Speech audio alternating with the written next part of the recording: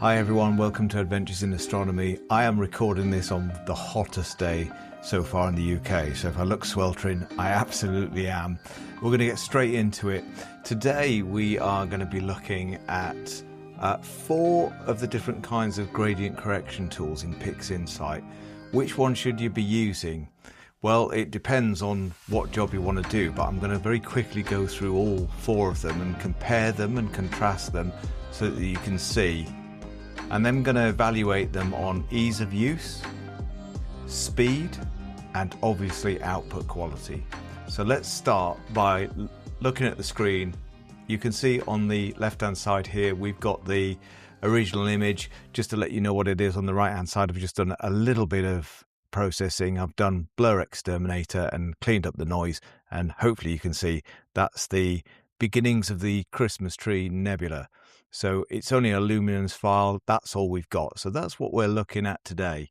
So the first gradient model is the oldest gradient model, and that is trusty old dynamic background extraction. It's been around well over 10 years, and it's the default. It was the go-to for lots and lots of years.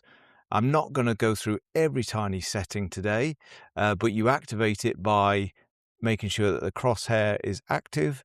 And then normally what you would do is you would put in sample points, and you've got various parameters here with the sample generation, and you might want the sample radius row, and it would say generate. They're way too small so that you could do the sample radius. I normally zip that up to 50 and resize all. You can actually place them physically. And then what you would normally do is go to a subtraction model. That's if you were trying to get rid of sky glow anyway. And you would replace the target image. The main settings here to look at are tolerance, shadow relaxation, and smoothing factor.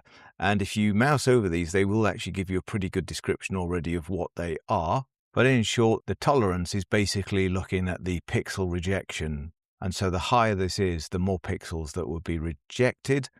The shadows relaxation would be that if you can't get boxes over the darker areas, that you would increase or decrease this. And the smoothing factor is exactly as it says. It's about how smooth you want that gradient. So like I said, this is not a tutorial video. It's more of a comparison. So I'm not going to go over in detail. So there's the first model, dynamic background extraction. The second model is GraXpert, and I like this one because it's so simple. It's going to score obviously very highly in our table at the end on how easy it is to use. If you ignore the denoising section and some of the global parameters, all you've got to do with this one is the smoothing, and you've got a tick box for show background. So that's all you're dealing with, just the smoothing. The third model that we've got is the gradient correction. The nice thing about this model is almost always you can use the defaults. If I reset the tool and it's exactly on defaults, that will work absolutely fine on at least 95% of your images without touching any of these model generation parameters.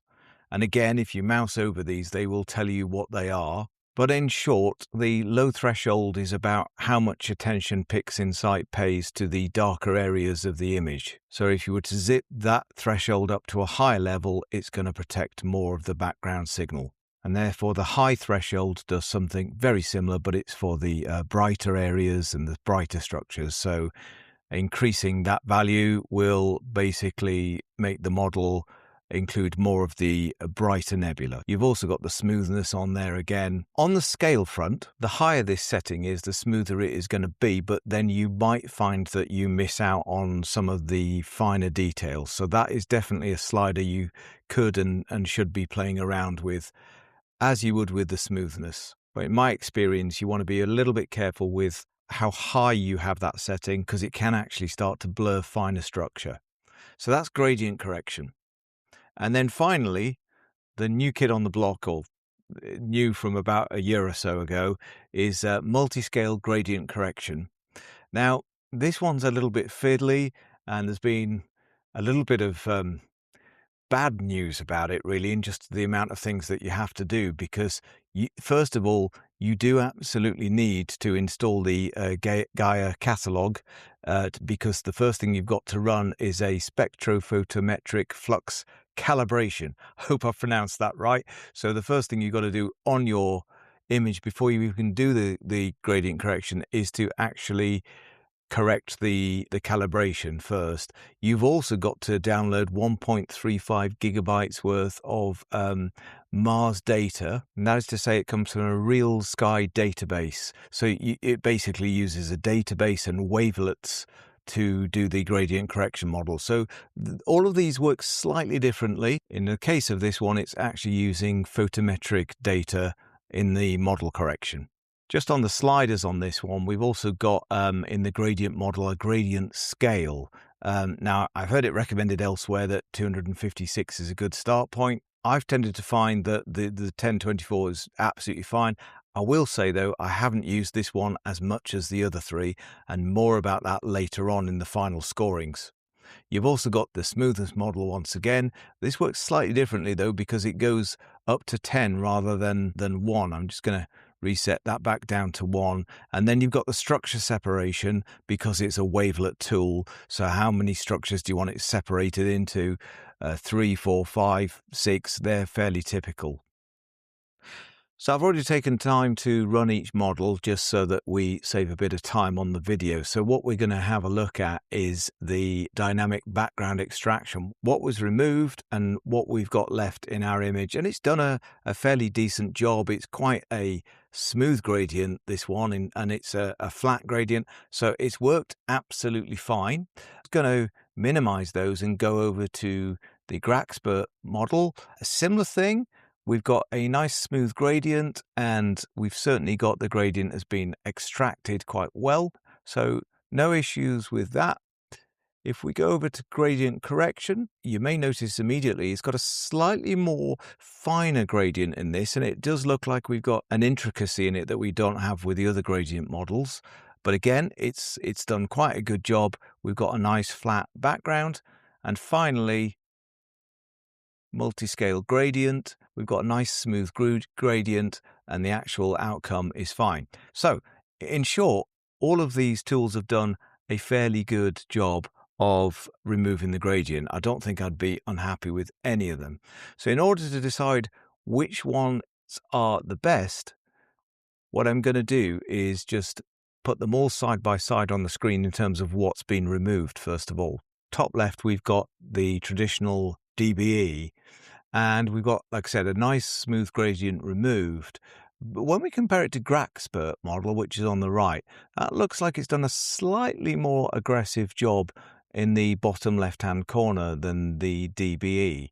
But it does look like when we just move around the GraXpert model that it's done slightly finer job in this area here and this area in here, whereas this DBE model looks more like a linear movement, as if it's like a gradient that we've put on in Photoshop or something like that, and it's much more sort of linear from A to B.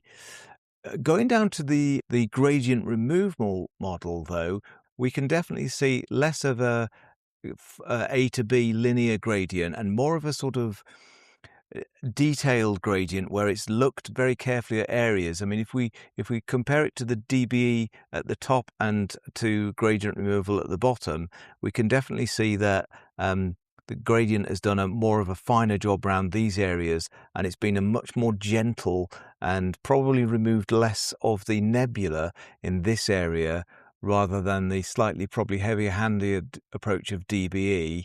And even GraXpert has done slightly less in this area. And then if we compare it to the new multiscale gradient correction tool, well, these are actually probably not that far apart. It's taken a little bit more of the brightness out of maybe this area here. I'll be interested when we just look at the actual images in a second to just look at this area around here and compare those between pictures. Let's have a look at all 4 pictures now with the gradients removed.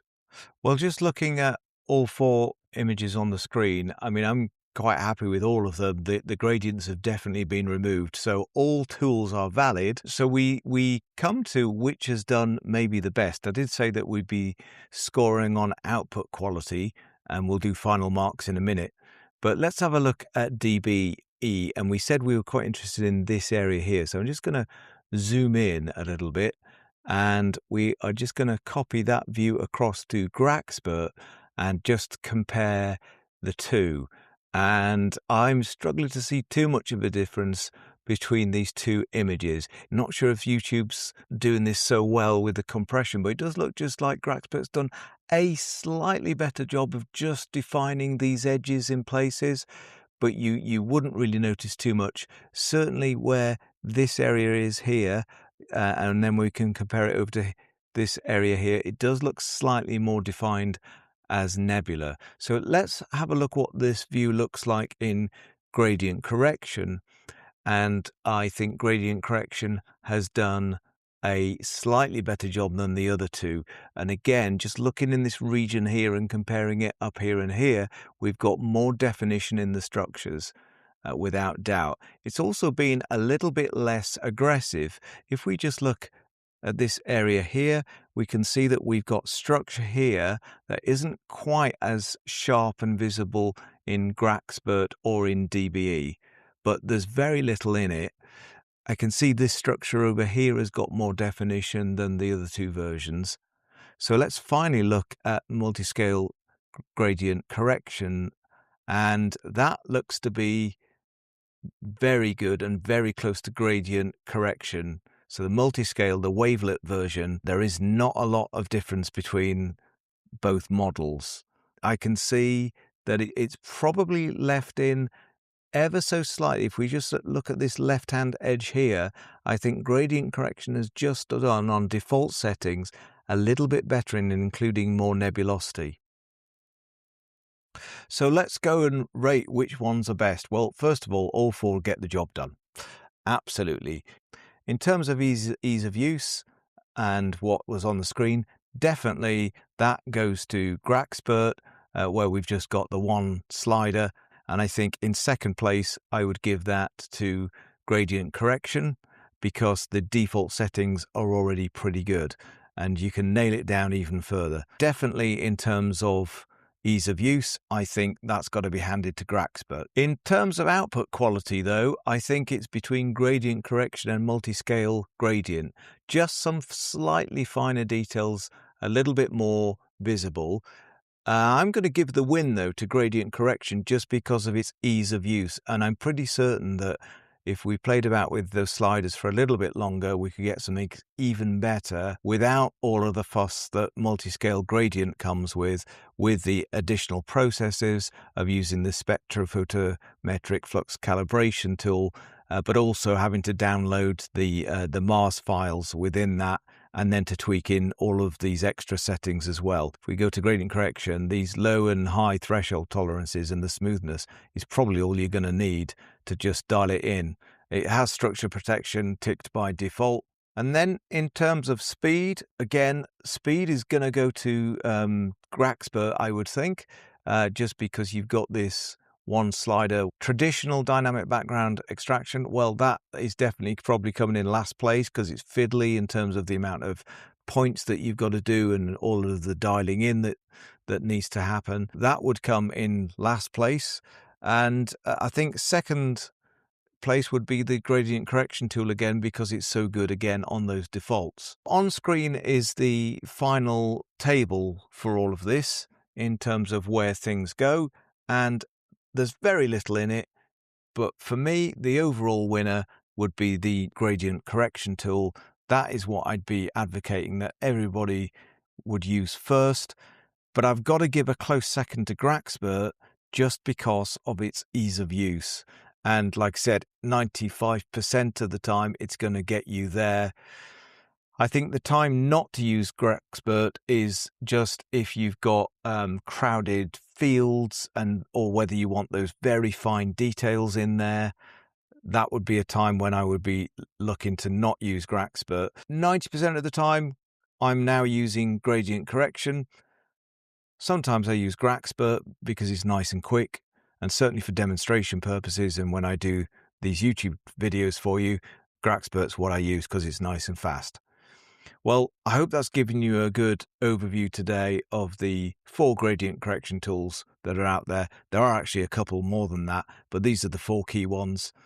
What do you use? Let me know in the comments section below. Which one do you prefer and why? And if you'd like me to go into more details of how to actually use these tools, maybe you want a tutorial on gradient correction or one of the other tools, then do say, and I can do another video at a later date. My name's Martin. You've been watching Adventures in Astronomy. Hope this one's been helpful for you.